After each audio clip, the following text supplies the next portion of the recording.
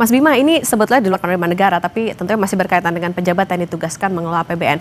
Waktu aksi demo kemarin, ini kan rumah Menteri Keuangan Sri Mulyani jadi target massa. Meski kita nggak tahu ya massa yang mana ini. Dengan pengelolaan APBN rumit, penuh resiko, intervensi politik, gimana negara bisa bertanggung jawab menjamin keamanan eksekutifnya, gimana Menko bisa kerja ibaratnya ya kalau nggak ada jaminan keselamatan.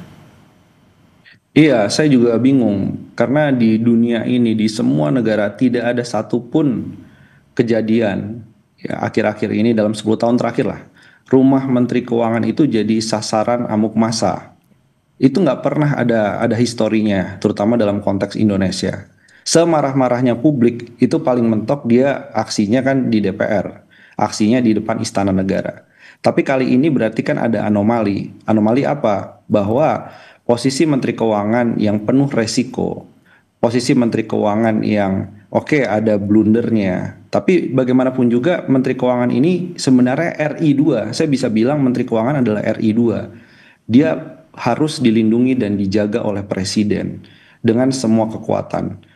Karena ini reputasi dari investor, reputasi dari pelaku usaha, investor asing yang mau masuk, kredit rating juga atau pemeringkat utang, lembaga internasional mitra itu sekarang melihat ini gimana ya Indonesia ada rumah Menteri Keuangan itu dijarah.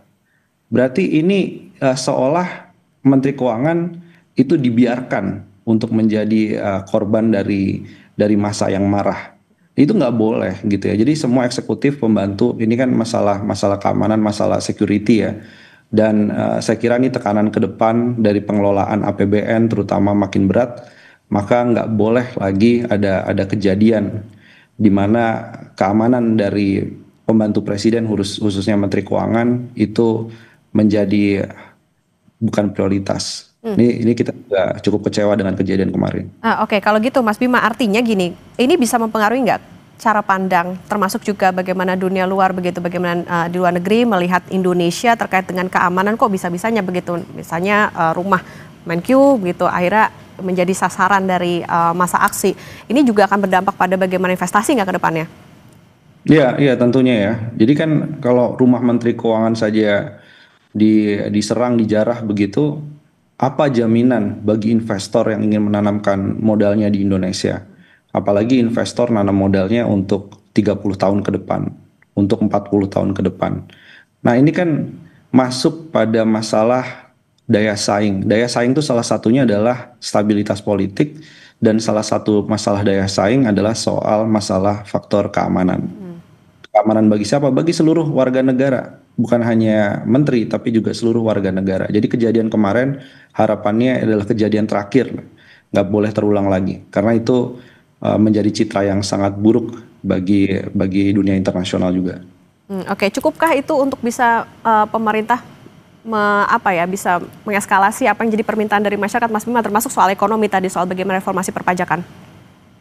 Iya, ada api kan berarti ada sekam yang memang terbakar gitu. Jadi artinya masalah fundamental dari tuntutan masyarakat. Ada 17+8. Ini salah satunya Selyos juga terlibat ya di situ untuk merumuskan bersama soal masalah reformasi perpajakannya bersama dengan teman-teman lainnya. Jadi artinya ini adalah tuntutan-tuntutan publik yang harus segera diselesaikan dengan tenggat waktu yang jelas dari pemerintah dan transparan prosesnya. Kenapa? Karena tuntutan publik ini hari ini beda dengan reformasi di korupsi, beda dengan omnibus cipta kerja. Bedanya apa? Kalau dulu orang tuh harus ngelihat draft RUU-nya dulu, baru kemudian bisa mengkritisi. Hari ini nggak perlu. Hari ini masalah ekonomi fundamentalnya itu ada di depan mata.